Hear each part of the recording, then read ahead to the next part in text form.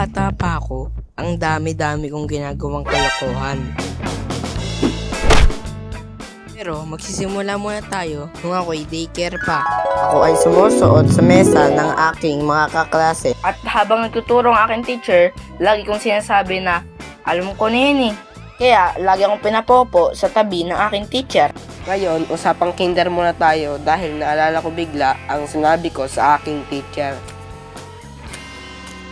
Teacher, ano po yung nasa ngipin nyo? Basura? Ako na to guys, wala pa ako alam sa mga pagpapaayos ng ngipin. Ang alam ko lang dati ng bata pa ako, hindi ako nagtututbrush. De, joke lang. Natawa na lang teacher ko kasi brace pala tawag dun. Ngayon naman mga tropa, ang pag-uusapan natin nung ako'y grade 1 na. Alam niyo ba na lagi akong sinasama ng teacher ko at yung isa ko pang tropang katandem, kakakulitan. Ganito ang mga kaklase ko pag wala kaming magtropa. Ganito naman pag naiwan kami magtropa sa room. Diba napakalaki ng pagkakaiba pag naiwan kami magtropa sa room nang walang teacher? Wait. Mag-subscribe na kayo at mag-iwan kayo ng like. Salamat! Ngayon mga tropa, ikukwento ko sa inyo ang aking karanasan noong ako'y elementary. Part 2.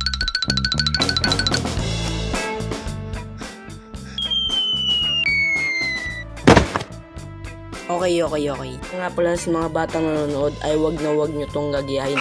Baka magalit ang inyong magulang o baka pati na rin ang iyong mga lolo't at lola.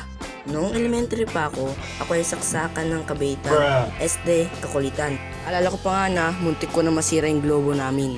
At nako naman talaga, halos mawalay ang kaluluwa ko nung hinila ng teacher ko ang aking ani. Ito kasi nangyari yon. Habang nagkaharutan at nagkukulitan kami ng mga kaklase ko, Wait. Bago ituloy yung video guys, yung mga panahon ito ay wala ang aking teacher kaya nagagawa namin ang mga gantong bagay. At yun na nga, nadanggi ko bigla ang globo na hindi ko sinasadya. At bigla akong tumahimik at umupo na lang. Rekta, pagbalik ng teacher ko sa room namin ay sunod-sunod na ang sumbungan tungkol sa nabagsak kong globo. At ako naman ay nananahimik dahil di ko alam kung anong gagawin ko at kabado 20 na ako at biglang tinawag ang teacher ko. Ken, totoo ba sinabi ng iyong mga klase na binagsak mo ang globo natin? Halika rito Ken at may sasabihin na ako sa'yo. Hindi ko nga mo Ken, umalis na ako ng sandali at buwa ka na naman ng kaguluhan. At pagkatapos ng guys ay di na ako masyadong nakipaglaro sa mga aking kaibigan at makikipagharutan dahil kinakabahan na nga ako.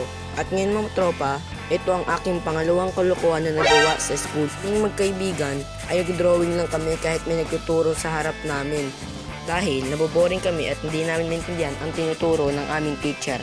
Ang dinodorong namin ay mga barko, sundalo, tapos pinaglalaban-laban namin ito. Pinapalipat ko pa nga katabi ko, tapos tatawagin ko yung tropa ko para magkatabi kami, tapos magdo-drawing lang kami ng kung ano-ano. At para sa akin, isa yung part ng aking pagka-childhood.